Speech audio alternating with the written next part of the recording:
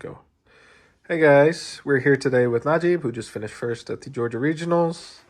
It's 9 rounds, I think like 300 something players. What was your final record? So we actually ended up going XO1, so 801. XO1. Yeah. What'd you draw with?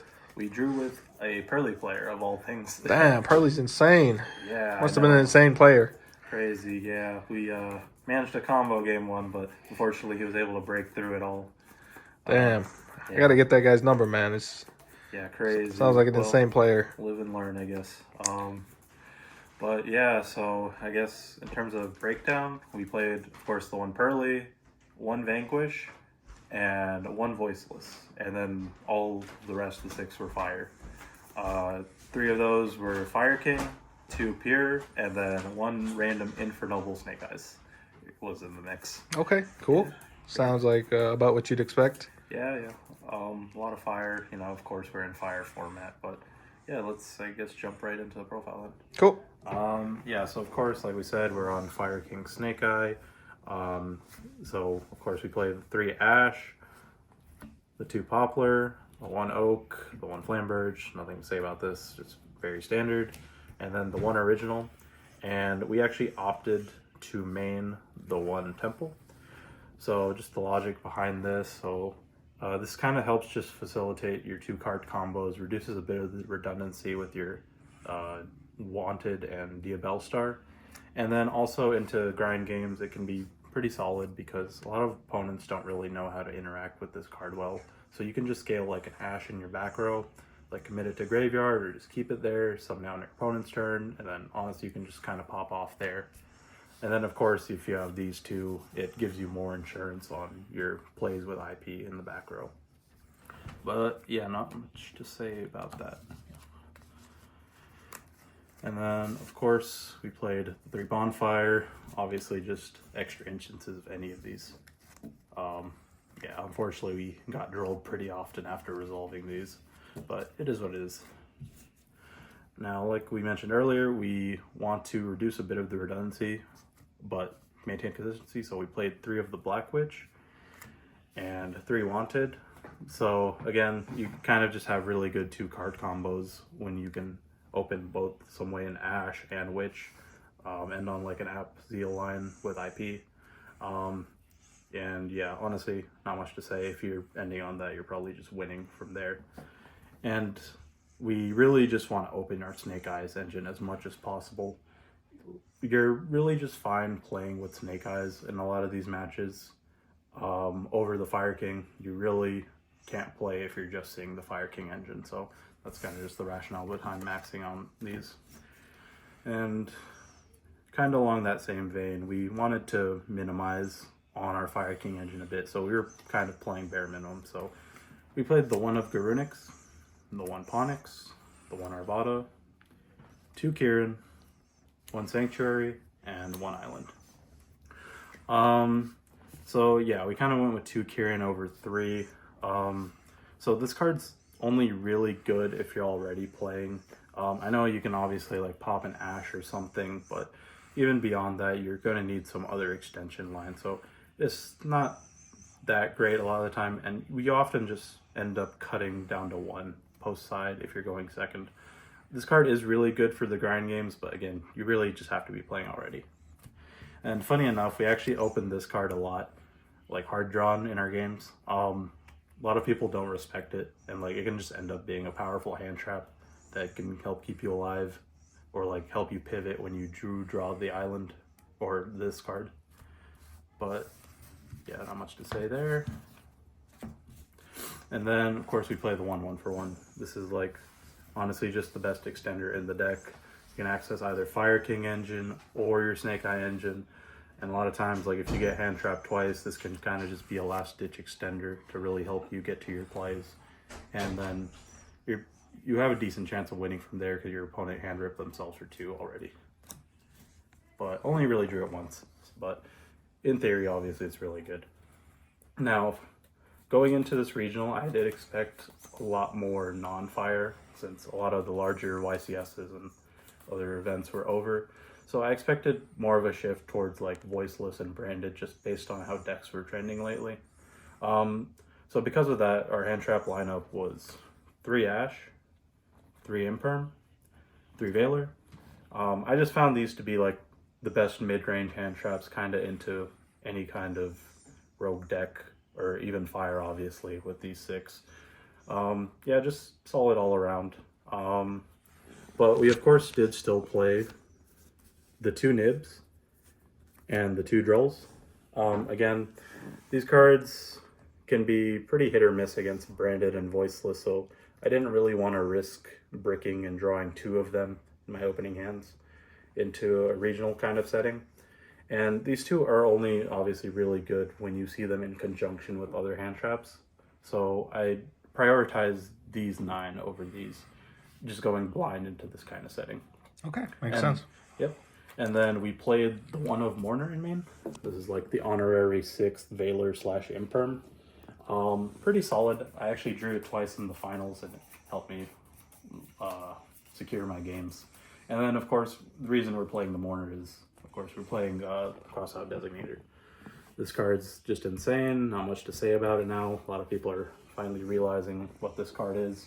It's Solemn Judgment for the mirror match. If you see it and you have like any semblance of a combo going first, you're probably just winning. And then if you don't use it, you get to use it offensively against your opponent. And yeah, it's just insane. I only really got to resolve it once in tourney, but the one time it did its job perfectly. I have absolutely no regrets. Cool. What was the main deck count? 43. I did try cutting down a bit like the night before the tourney, but honestly, it's a bit rough with the Fire King. You don't have as many non-engine slots as Pure, but I was pretty happy overall with the main deck. Not much I would really change for this kind of thing. Maybe for a YCS, but for a regional setting, it was perfectly fine. Alright, and I guess we can go over extra now. So extra is relatively standard for the most part. 1 Link Rebo, card's insane, nothing to say about it. IP, SP, 2 of the best Link 2s ever printed. This is part of a lot of your end boards now, and yeah, just gives you a lot of interrupts. The 2 Charmers, nothing to say about Hida, obviously just very insane into the fire matchup. If your opponent ever draws an Ash, it gives you a free extension line. Same with Dark, you can Dark Steal like a Witch or something, or like any Dark really, and then link up into Promethean, just have extension lines. And then the 1 Salomon Great, Sunlight Wolf.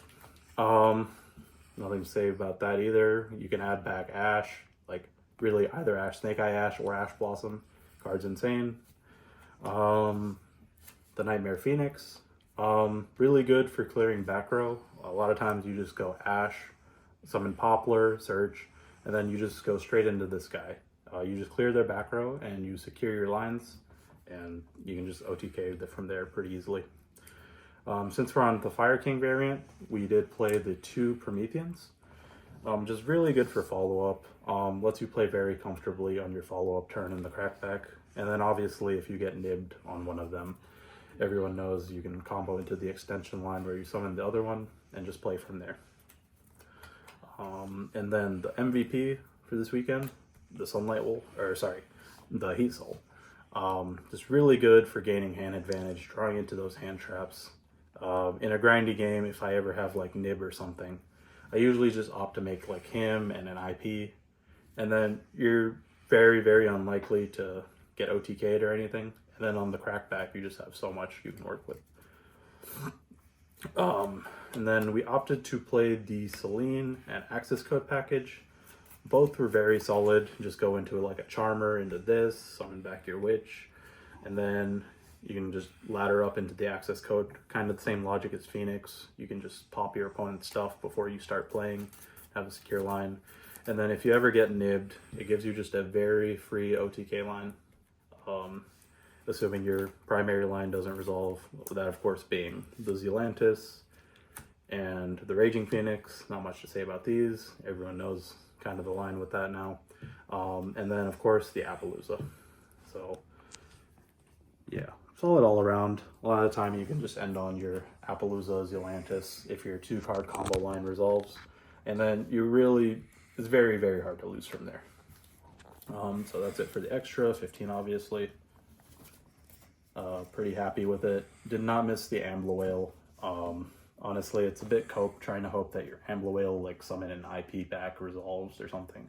The only time you'd really miss it is summoning back like Heat Soul, but honestly, you don't really need it. So, didn't really miss it. Now, finally going into the side deck, we played the 2 Bell. Just solid card all around for your rogue matchups, the voiceless, the branded. And then if you really want to, you can side up on hand traps for the fire matchup, just going second. That's kind of what determines a lot of these games. Then we played the 2 of Bestials, the 1 Mag, the 1 Druis. This is mainly for voiceless and branded again, and any other light and dark rogue deck.